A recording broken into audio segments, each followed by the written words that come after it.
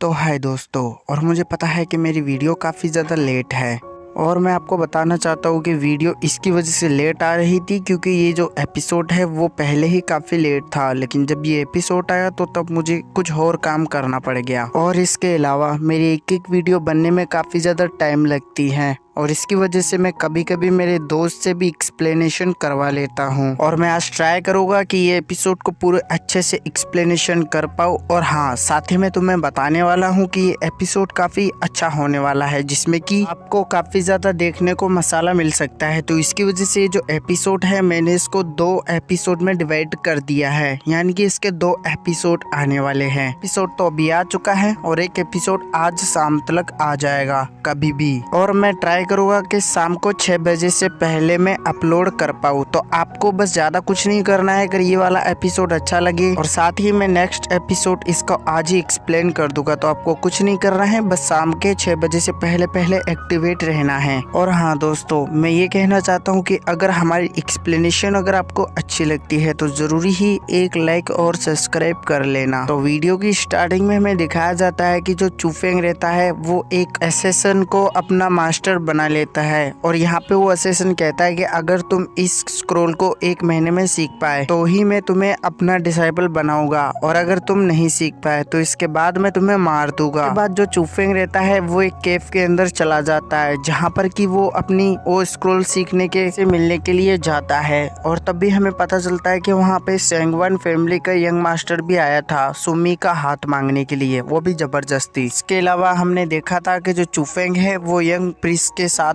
Fight करता है जहाँ पर कि वो हरा भी देता है ये बात देख के। और अब इसके बाद में सुमी का पिताजी कहता है कि अगर तुम हमारे साथ में एक कैफे ढूंढने के लिए मदद करोगे तो साथ ही साथ तुम्हें पैसे और मेरी बेटी का भी हाथ पकड़ा दूंगा, दोनों की शादी करवा दूंगा। इसके बाद हम देख पाते हैं कि चूफेंग है वो मना करके चला जाता है। अब इसके बाद में हमें दिखाया जाता है नियर गोंगियन के पास को, जहाँ पर कि उसको एक ईगल जो है वो एक खत पकड़ाता है जिसपे कि वो काफी ज्यादा गुस्सा हो रहा था। अब इसके बाद में हमें दिखाया जाता है कि जो क्वीन है वो चूफेंग को बता रही होती कि अगर तुम इसको अपना लेते तो तुम्हें लड़की, पैसा, पावर सब कुछ मिल सकता था, तो तुमने ऐसा किया क्यों नहीं। जिसपे कि चूफेंग उनको बताता है देखो बाकी सब चीज तो ठीक है लेकिन मैं नहीं चाहता कि मैं किसी डील की वजह से सुमी का हाथ लूं और उससे शादी करूं, तो मैं ऐसा नहीं चाहता था, तो इसकी वजह से मैंने उसको मना बोल दिया। और यहाँ पे चूफेंग कहता है कि तुम ऐसी बातों के नहीं जान सकती, मैं किसकी वजह से मना कर रहा हूँ। और वो इतनी बात कर ही रहा होता है कि तभी सेंगवन फैमिली का यंग प्रिंस भी आ जाता है जहाँ पर कि वो अपने अंकल को भी लेके आया था। और अब यहाँ पे जो चूफेंग है वो उसको बोलता है तुम इतनी मार खाने के बाद फिर से यहाँ पर आ टपके हो। इतनी बात सुनकर जो सेंगवन फैमिली के यंग प्रिंस है वो कहने लगता है कि देखो तुमने मेरे साथ फाइट की है और इसके साथ में आज मेरे अंकल के साथ भी आया हूँ, और ये जो इंपीरियर सिटी है कि मेरी फैमिली की वो सबसे बड़े ओहदे पे आता है ये मेरा अंकल, जहाँ पर कि वो ऐसे ही बात कर रहा था। जो यंग प्रिंस रहता है वो कहता है कि देखो मैं मेरे अंकल के हाथों में तुम्हें मरवाने वाला हूँ और इसके साथ तुम्हारी मौत भी होने वाली है। जिसपे कि चूफेंग हंसते हुए जो उसको जवाब देता है क्या ऐसे कॉन्टिनेंट में हो भी सकता है, जिसपे कि उसका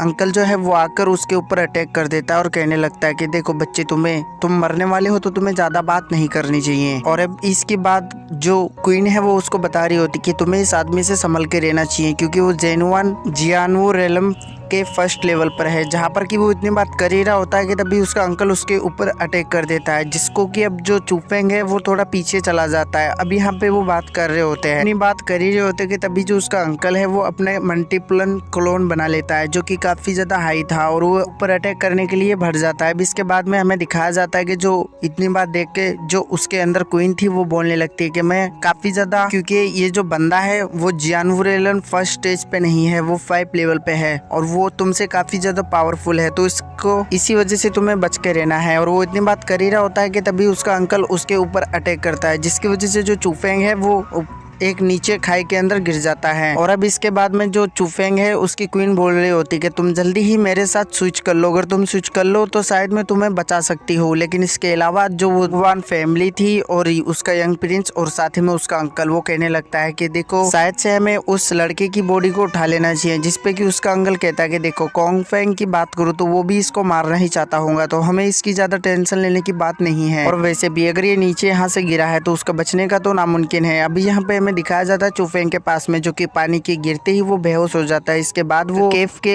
अंदर अपनी आँख खोलता है, जिसकी वजह से वो बताता है कि क्या मैं मर चुका हूँ, जिसके अंदर की क्वीन बताती है कि नहीं, तुम अभी तक यहाँ पर जिंदे हो। अब इसके बाद में जो चुफेंग है वो बता रहा होता है कि मैं कहाँ पर आ चुका हूँ, जहाँ पर की क्वीन बताती है कि ये तो मुझे भी नहीं पता, हम पानी के साथ से यहाँ पर आ चुके हैं। और इसके अलावा चुफेंग काफी सारे लोग देखता है, जिसपे की जो उसकी क्वीन है वो बता रही होती है कि जो लोग है वो काफी ज्यादा प्राचीन है, ये तभी यूज किए जाते हैं कि ताकि कोई चीज छुपा के रखनी हो किसी चोर लुटेरे से। बताती है कि ये जो जगह है ये काफी ज्यादा अजीब मुझे लग रही है, तो मुझे लगता है कि तुम्हें यहाँ से बच के रहना चाहिए। इसके साथ चुफेंग काफी सारे बीस्टों की लाश देखता है, और अब इसके बाद जो चुफेंग है वो उन बीस्टों की डेड बॉडी के पास जाकर चेक करता है, तो उसको पता चलता है कि ये जो डेड बॉडी है ये हाल ही में मरी है, यानी कि इसका जो खून है वो अभी तक इनके शरीर से निकल रहा है। तो मुझे ये लगता है कि हालांकि इसको कोई मारने के लिए आया है। अब इस पे जो उसकी क्वीन है वो बताती है कि तुम जल्दी से कल्टीवेशन करने के लिए बैठ जाओ, क्योंकि मैं इसकी वजह से कह रही हूँ,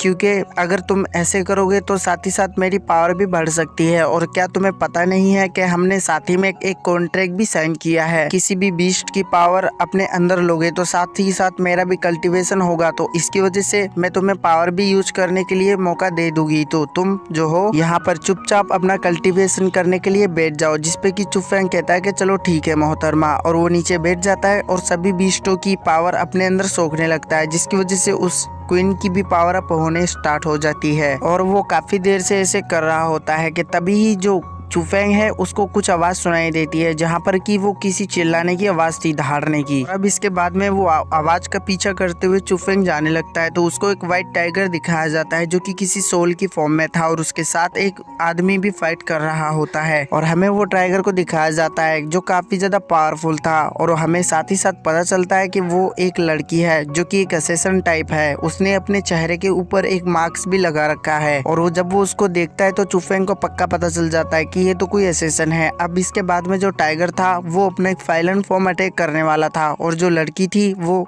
उसकी पावर पहले ही काफी ज्यादा एग्जॉस्ट हो चुकी थी। अब वो टाइगर जो है अपना फाइलन फॉर्म करने के लिए जाता है, लेकिन तभी उस लड़की को बचाते हुए अपना जो चुफेंग है अपनी शील्ड क्रिएट कर लेता है, जिसकी वजह से अब जो टाइगर है वो बताने लगता है कि तुम यहाँ पर कहाँ से आए हो। जहाँ पर कि इतनी बात देख के जो चुफेंग है वो सोचने लगता है कि आखिरकार ये टाइगर बोल भी सकता है, और चुफेंग सोचने लगता है आखिरकार ये कैसा बीस्ट है। जहाँ पर की क्वीन बताने लगती है कि देखो जो बीस्ट है वो एक्चुअल में किसी तरीके का बीस्ट नहीं है, ये तुम साधारण तरीके से एक स्किल मान सकते हो जो कि अपने मालिक खुद ही चुनती है, और इसके साथ ही इसके पास में काफी ज्यादा एबिलिटी भी हो सकती है। और अब वो व्हाइट टाइगर कहने लगता है कि चलो ठीक है, तुमने ये शील्ड करके मेरा अटैक रोका है, तो मैं ये चाहता हूँ कि तुम दोनों आपस में फाइट करो, और तुम मेरे लिए दोनों ही क्वालिफाई हो। अगर तुम दोनों आपस में फाइट करते हो तो तुम्हें मेरे साथ मैं तुम्हारा मास्टर बन जाऊंगा। इतनी बात देख के वो दोनों ही हैरान हो जाते हैं, और यहाँ पे हमें दिखाया जाता है कि साथ ही साथ वो टाइगर भी काफी ज्यादा हंस रहा होता है, क्योंकि इसकी वजह से क्योंकि वो टाइगर को एक इंटेंस फाइट देखने को मिलेगी।